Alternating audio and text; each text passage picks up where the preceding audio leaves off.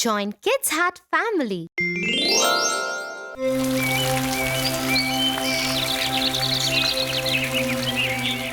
Bye, Melly. I will call you later. Hey, Tofu. How was your day? Oh, it was such a fun day, Tia. You know, that new boy who has joined my class, Kate? Yes. The one whom all the teachers like so much? Well, not anymore. They don't. What do you mean, Tofu? Some of us got together and got her into real trouble with the teachers. The teachers think it was all her fault. Tofu, that's horrible. How could you? Relax, Tia. No one will ever know. I am very disappointed with you, Tofu. But you know what? Evil can never win. What are you talking about, Tia? Snow White and the Seven Dwarfs.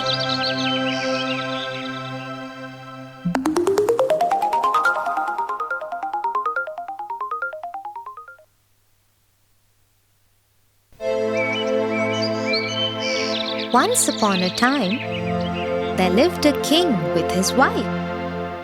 Sadly, they had no children. This made the queen very sad. On a winter day, when it was snowing heavily,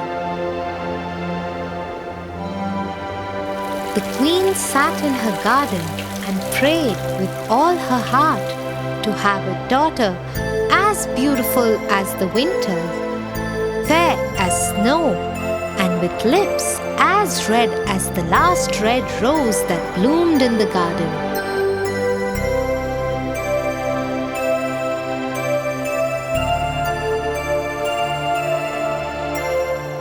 Her prayers were answered a year later when she gave birth to a daughter, just as she wanted. But the childbirth was so difficult for the queen that she died during it, leaving behind the king and their daughter, Snow White. As time passed, the princess started asking for her mother. Father, where is mother? Why don't I have a mother? Soon you will have one, my princess. The word spread in the kingdom that the king had decided to remarry. Families who had daughters of marriageable age started trying to impress the king, but no maiden could win his heart.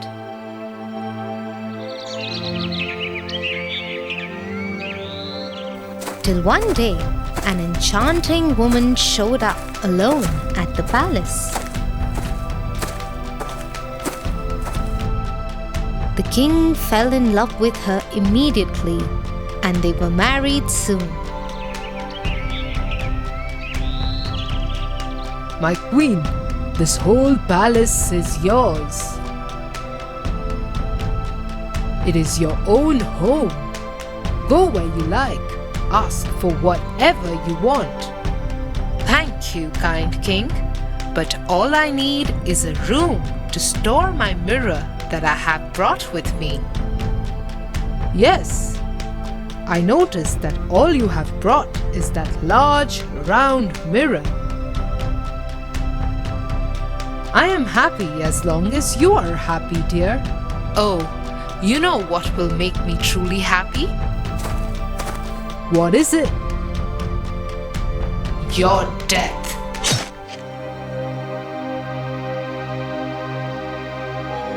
The queen was actually an evil witch who had pretended to be nice so that the king would marry her. Her true motive was to have a kingdom of her own. She had only one other desire: to be the fairest woman in the world. Every day, she would stand in front of her mirror, which had magical powers, and ask it the same question: Mirror, mirror on the wall, who's the fairest of them all? It is you, O Queen.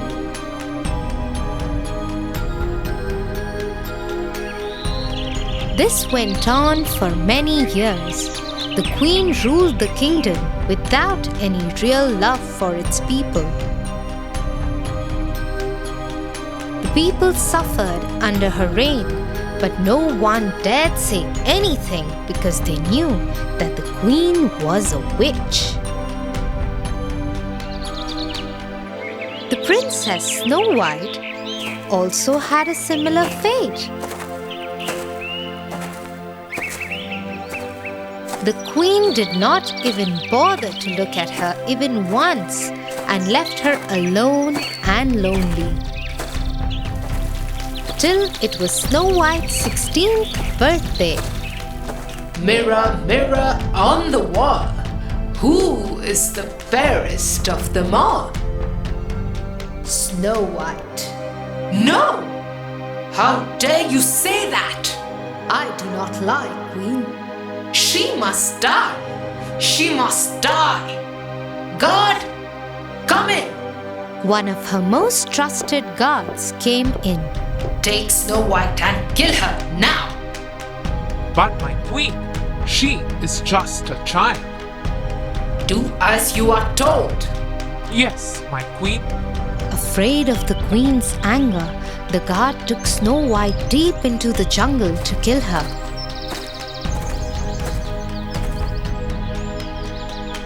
But as he raised his sword to kill her, he looked into her blue eyes and lost his courage to strike.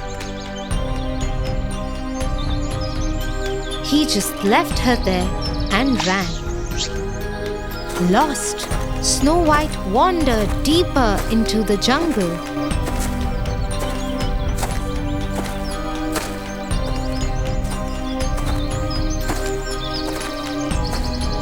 There, she came across a tiny cottage.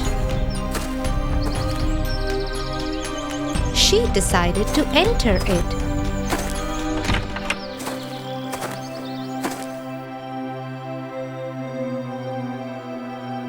Look at this tiny home. I wonder who lives here. She saw 7 tiny beds.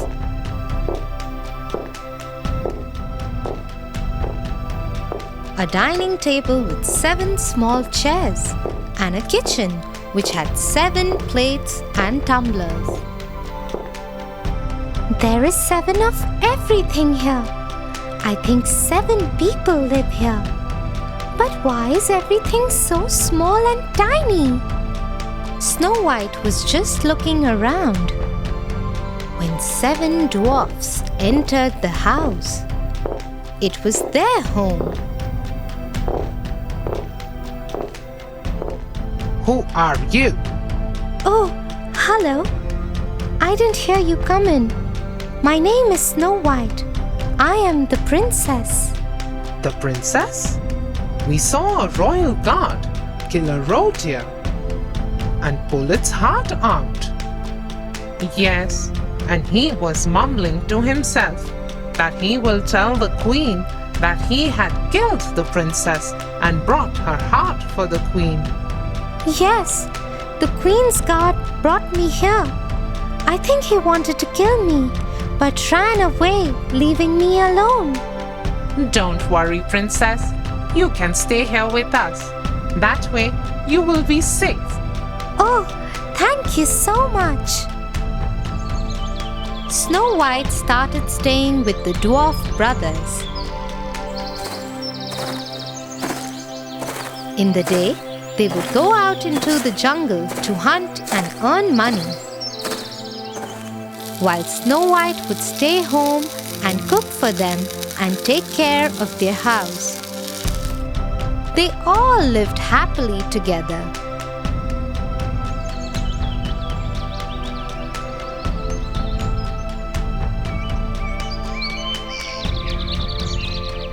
Mirror, mirror on the wall, who's the fairest of them all? Snow White. You are lying to me because I didn't visit you since you said this the last time. I cannot lie when you ask me something. But Snow White is dead. Snow White is alive. Your god lied to you. That god will die, and so will Snow White. Using her magic, the queen disguised herself as an old woman. She even made the mirror tell her where Snow White lived now.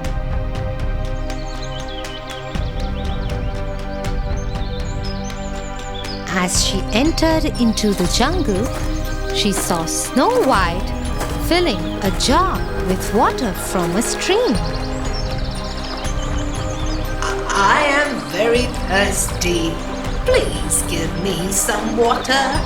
Yes, yes. Here, please, have as much as you want.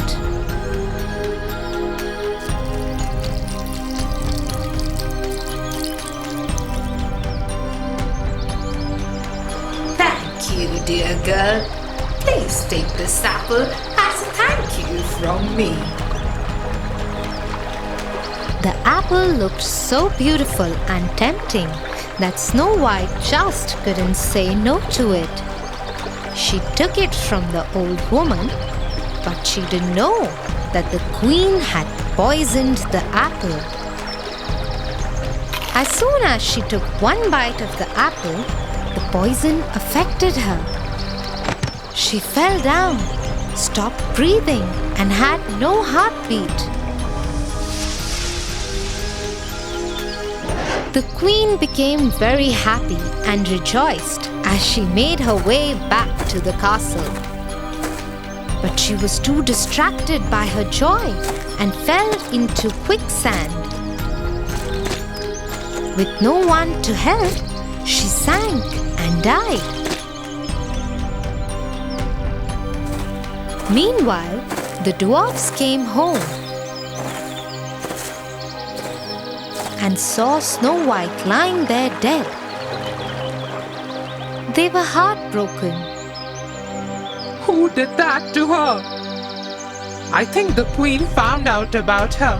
Look at that black half-eaten apple. I don't want to let go of her. Let us keep her in a glass box.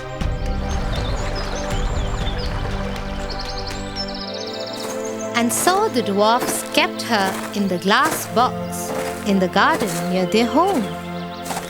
Every day they would keep a red rose on her box.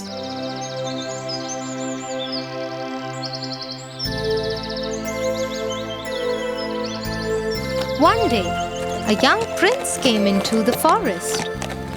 There he saw the 7 dwarfs sitting by Snow White. He got down from his horse and went to see.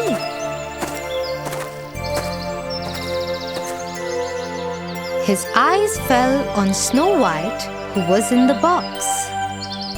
Who is she? What has happened to her? When the dwarfs had finished telling him everything, the prince was sad too. I am in love with her. I wish I had a chance to meet her once. Now all I want to do is kiss her.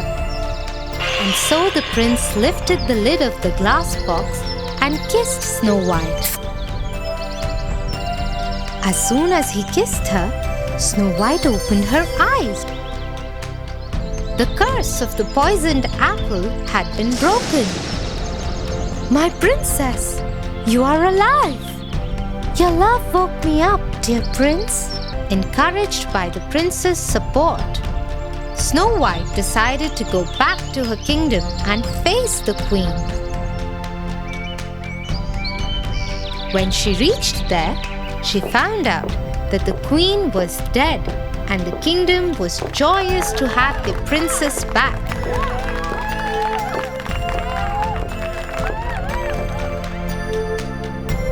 Snow White took over the throne with the prince by her side and even invited the dwarfs to come in the castle and stay with them. With her return, the kingdom was joyous once again. Tia, can you please take me to Kate's house? I have to apologize to her right away. I think I have been evil to her. Good decision, Tofu. Yes, I will take you there. Come on, let's go. Thanks, Tia. And I promise, tomorrow I will tell the teachers the truth too.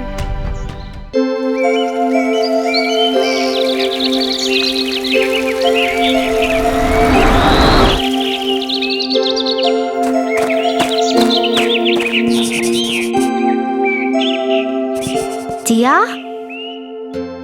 I'm going to the fest later tonight. Later tonight? It's not safe to go alone, Tofu. And I won't be going because I have an exam tomorrow. So you won't be able to go either. But Jack said it's safe. And Joe and Jim, everyone is going. Who told him? Some older boys. We don't know them. They were visiting from another city. That's not the correct way to do things, Tofu. You have to double check some things for yourself at times. And be careful with whom you trust. Do you know what happened to Chicken Little and his friends? What happened to them?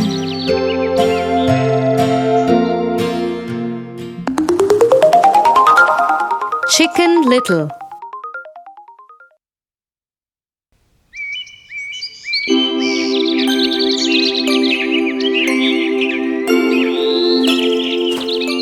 Chicken Little liked to walk in the woods. One day, as she was walking in the forest and looking at the flowers and the trees, an acorn fell from a tree on the top of her head. Oh no! The sky is falling! I must run and tell the lion about it immediately. And so Chicken Little began running. On the way, she met the Henny Penny, the hen. Where are you running to? Is everything okay? Oh no, Henny Penny! The sky is falling and I'm going to the lion to tell him about it. How do you know that? It fell on my head and hit me. That's terrible. Come, I'll go with you too. We must hurry and tell the lion about this. Chicken Little and Henny Penny started running. As they were heading to the lions, they met Ducky Lucky. Wait, guys, wait! Where are you going in such a hurry? The sky is falling. It fell on Chicken Little's head. We are going to the lion to tell him about it. Let me also come with you. Come, come! As the three of them were running, they met Foxy Loxy. Where are you guys going? The sky is falling. It fell on Chicken Little's head. And we've decided to go to tell the lion about it. Yes, yes. The lion must be told about this. But do you know where he lives? The fox had pointed out this problem correctly. None of them knew where the lion lived. I know where he lives. Come with me and I will show you the way. Happy to have found help, the three of them agreed. The fox took them to his own den and told them to wait at its entrance as he went inside. Wait here. Let me go talk to the lion first. When he is ready to meet you, he will call you all inside. After a while, Foxy Loxy called from inside. Come in, friends. Chicken Little, Henny Penny, Ducky Lucky went inside but never came out again. So you see, Tofu, you should always exercise caution before you go following things blindly. Yes, Tia. Now I have understood the importance of trusting the right people and not believing things blindly. Tonight, I am going to stay home and will tell my friends to do the same too.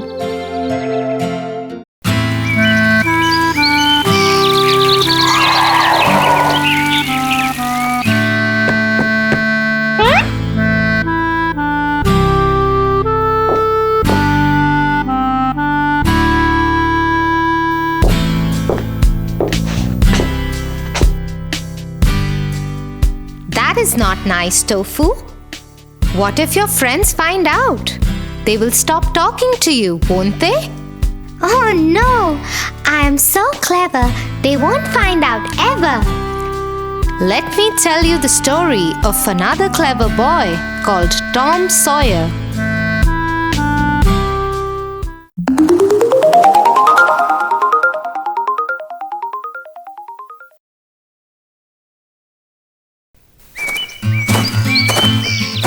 Tom Sawyer lived with his Aunt Polly and half-brother Sid. He was an extremely clever boy who loved mischief. But Tom also had a very good luck, which always helped him get away with the mischief he did. One day, his Aunt Polly was looking for him. "Tom, Tom, where are you?"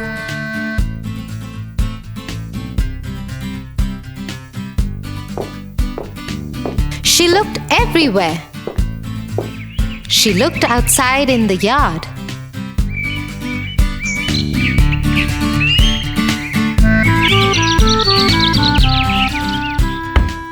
Inside in the house and the kitchen.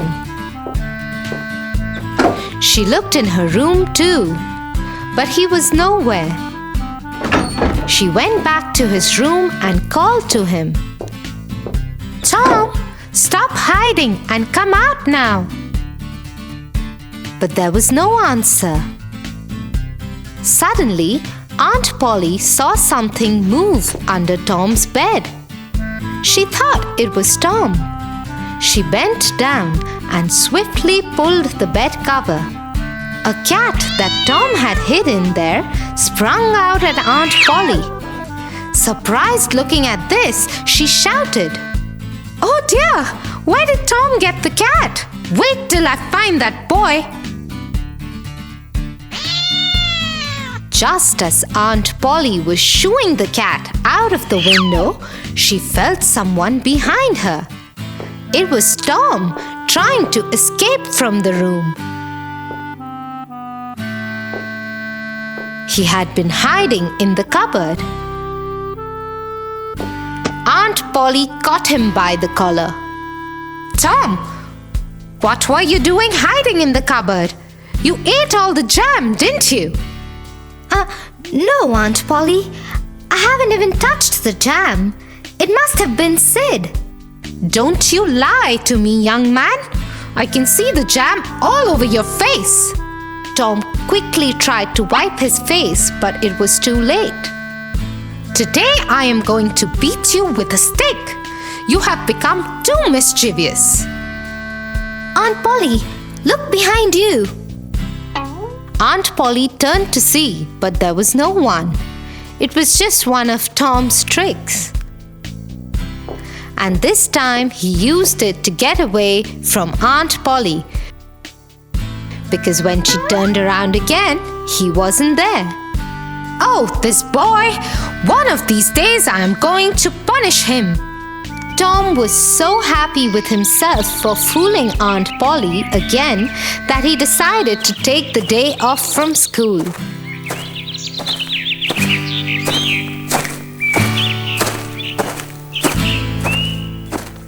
Instead, he went to the river and bathed in it.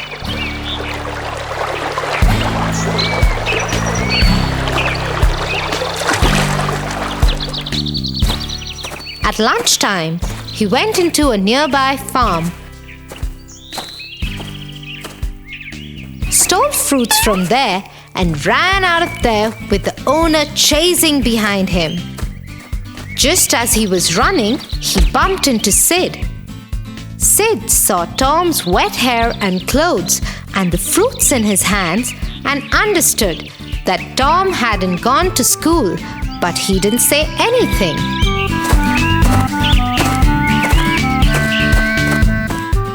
When Tom reached home, Aunt Polly was waiting for him and she was angry. Tom understood that Sid had told her everything. "Tom, did you skip school again?" No, Aunt Polly. Sid is lying. "How did you know Sid said anything to me?" Well, for once Tom had got himself into trouble. He had no answer for Aunt Polly's question. "Tomorrow is Saturday. You don't have school. You will not go anywhere. Instead, you will whitewash the fence."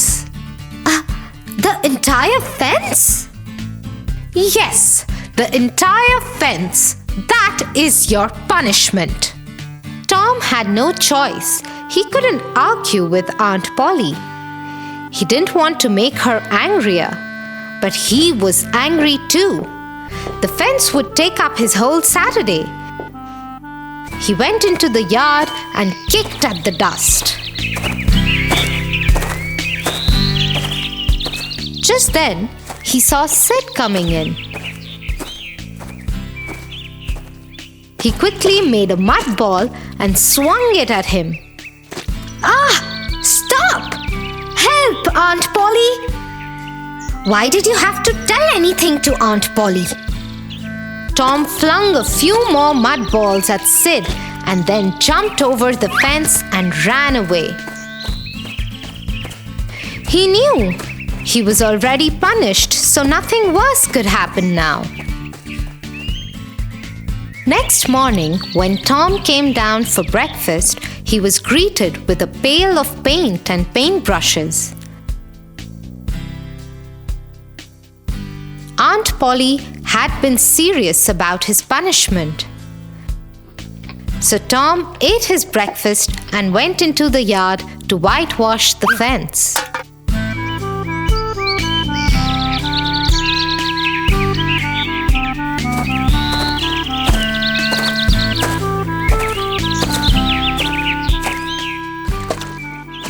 Painstakingly, he finished a bit of it.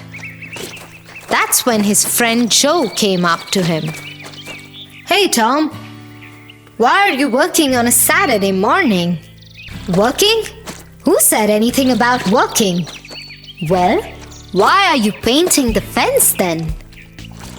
I am doing it because it is art. Haven't you heard of art, Joe?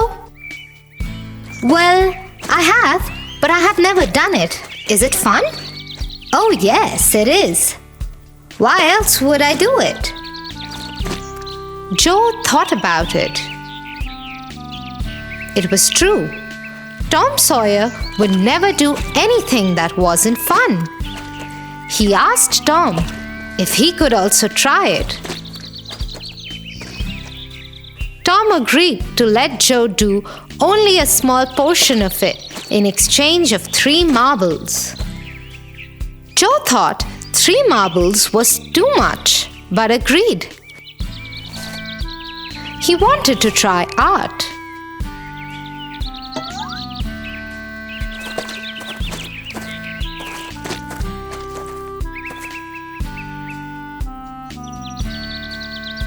A little while later, their friend Jim came.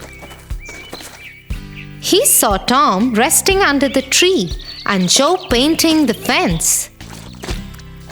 He went to Joe. What are you doing, Joe? It is art. I paid Tom 3 marbles to let me do it. 3 marbles. Is it that good? Yes, very good. Jim dashed to Tom immediately and asked if in exchange of his fish book, he too could whitewash the fence. Tom feigned some reluctance, but agreed. And so it went on.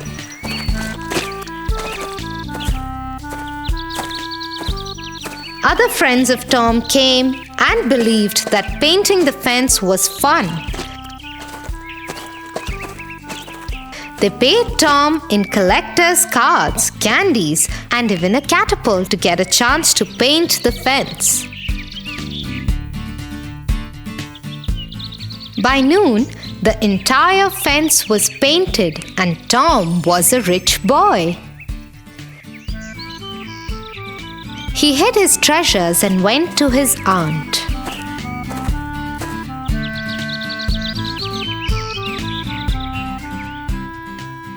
It's done. What? Unbelievable! Let me see. Aunt Polly took Tom with her to see the fence. Indeed, it was done. And it was done very nicely. How did he do it? Anyway, his punishment is over. Now I will have to let him go. I hope he does not create more mischief. But as always, when Aunt Polly turned around to tell Tom that his punishment was over, he was already gone.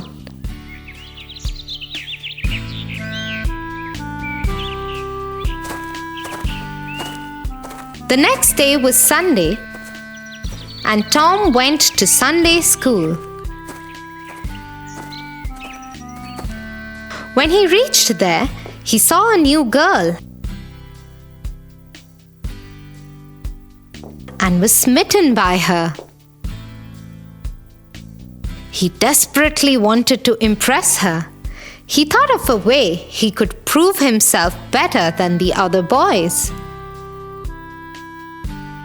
He went to one of the smartest boys in the class.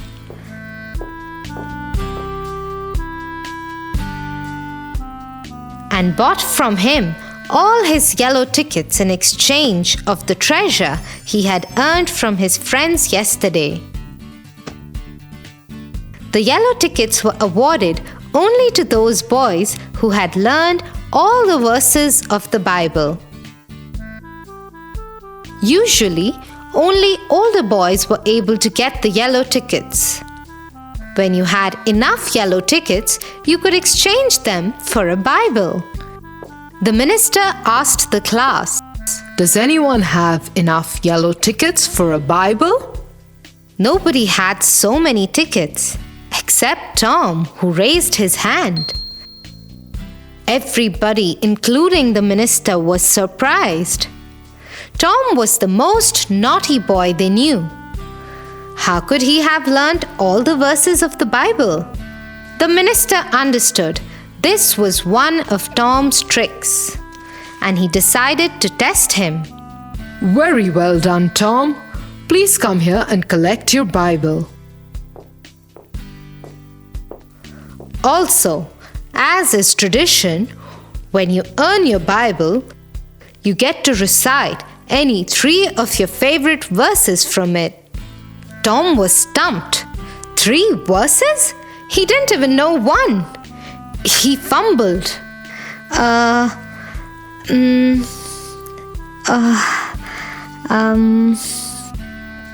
The whole class laughed at him as they understood that mischievous Tom had got into a big soup this time.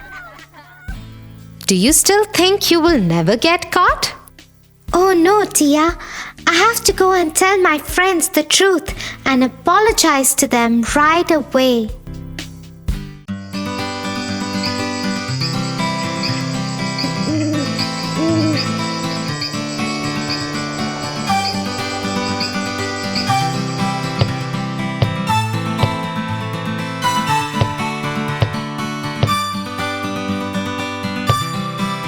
What's wrong, Tofu?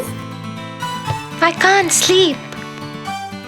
Would a bedtime story help? Yeah, I guess.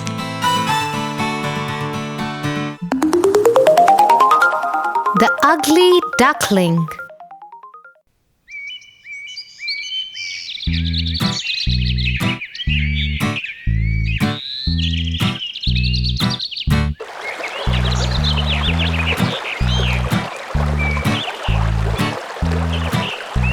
Once near a beautiful pond, there lived a handsome duck couple.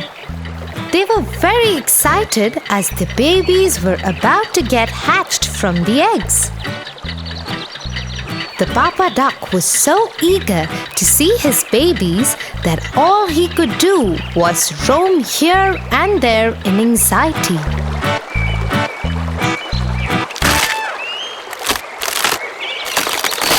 Suddenly, what they hear is sweet little quack quacks coming from the nest, and the papa duck just rushes to the nest to catch the first glimpse of his babies. Oh my God! They are so lovely! Suddenly, a hoarse quack comes from below Mama Duck. Quack!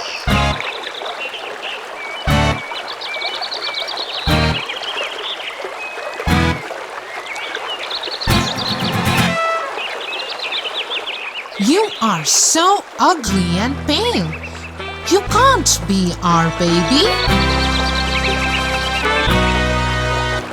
The papa and mama duck, along with their 4 babies, sail away, far away from the ugly duckling, leaving him behind in dismay and all alone.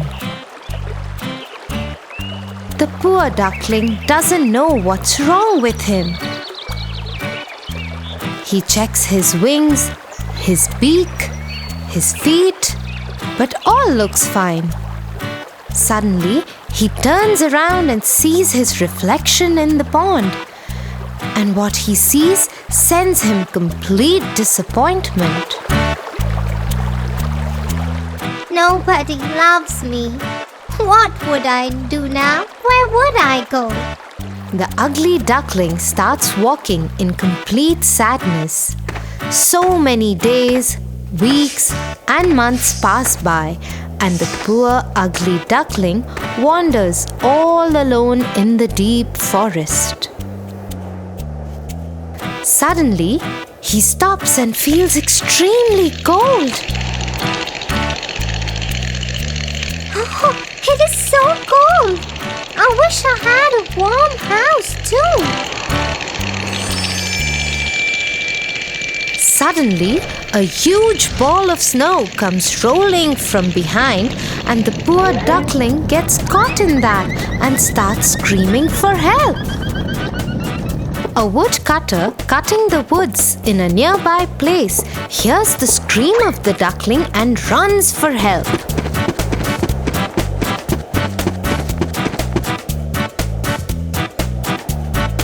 Oh, poor thing. Come here. You need something warm to drink. The woodcutter picks up the ugly duckling and keeps him in the warmth of his overcoat. He takes him home and keeps him wrapped in a warm blanket right in front of the fireplace. Don't worry, poor little thing. I will take care of you. And like this, many years pass by, and the ugly duckling grew under the care of the woodcutter.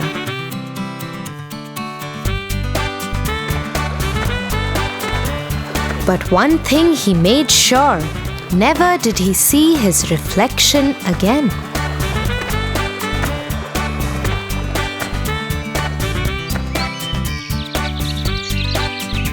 One day, on a sunny afternoon, he was wandering around the sides of a lake.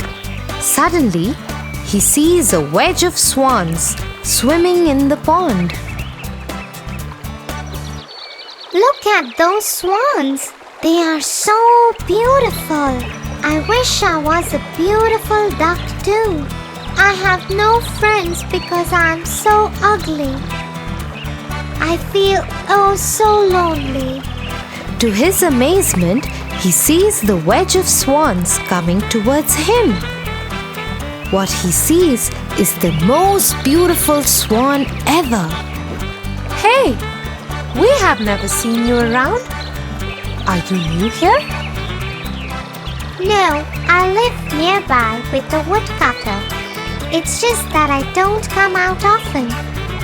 Why is that so? Because I'm an ugly duck. Nobody loves me. Nobody wants me. Not to his surprise, he sees them laughing at him. He decides to turn back when suddenly he hears the voice of the beautiful swan. Wait, where are you going? See, even you guys made fun of me. That's the reason I never come out. We laughed because you call yourself a duck. What do you mean? Yes, you are not a duck. You are a swan. And I haven't seen such a handsome swan ever in my life. He couldn't believe of what he just heard and stood there in a state of shock. And after a few seconds, managed to say, What? The beautiful swan held the hand of the duck and took him near the pond. See yourself. You are a swan. The ugly duckling very reluctantly bends over the water because he doesn't want to see the ugly him. But what he sees leaves him in total disbelief. He is not a duck. He is a swan, a handsome young swan. I am a swan. He jumps and flies and swims in sheer happiness and then suddenly stops to thank the beautiful swan. Thank you so much for making me know who I am. So now that you know you are a swan, would you join our wedge? We would live together as a happy family. Yes, I would love to do that. And then the ugly duckling, the handsome swan, jumps into the water with the rest of the swans and swims proudly with them.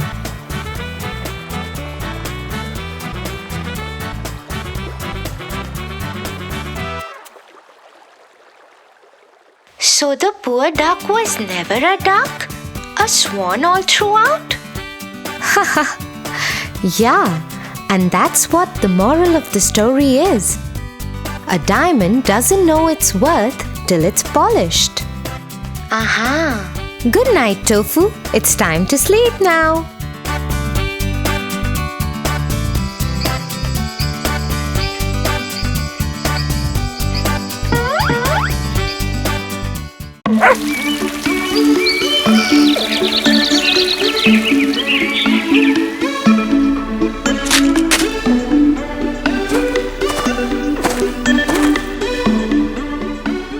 Tofu, can you take the floor, please?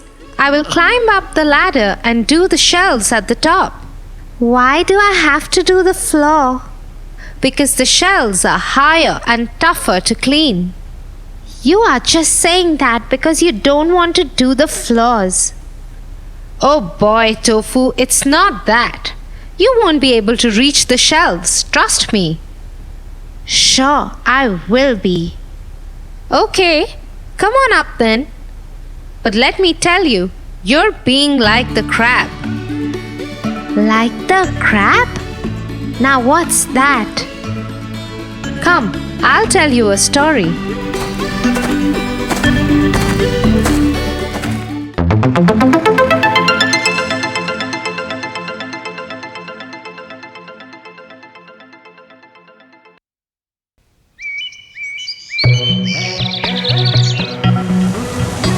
Once upon a time, there lived a crab in the sea. I am so bored of living in the sea. I think the meadow behind the beach is a better place for me to be. I will move there. And so the crab came out of the water and made its way beyond the beach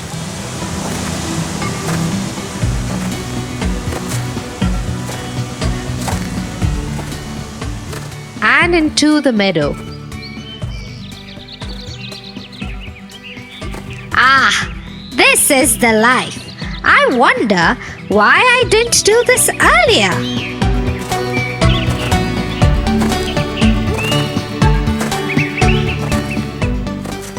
Unknown to the crab, a fox had been watching him since the moment he came into the meadow.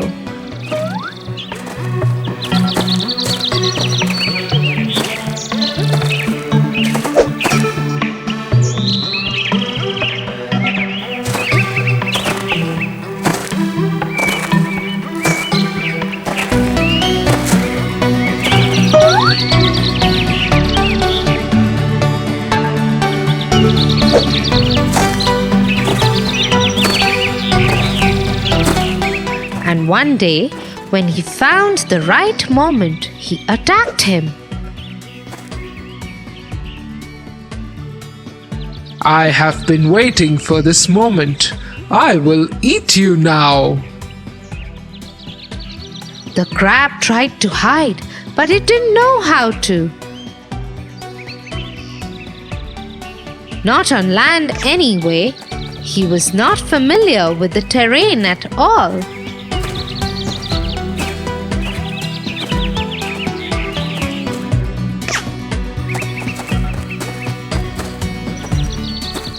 It's my fault. I should have stayed in the seas and the beach where I belong and know how to protect myself.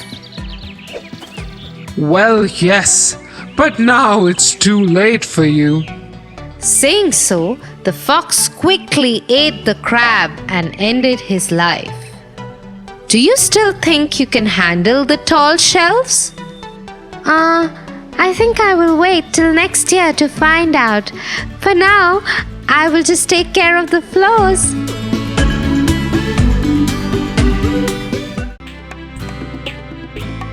For your favorite rhymes, stories, and more, join Kids Hut family. Subscribe here.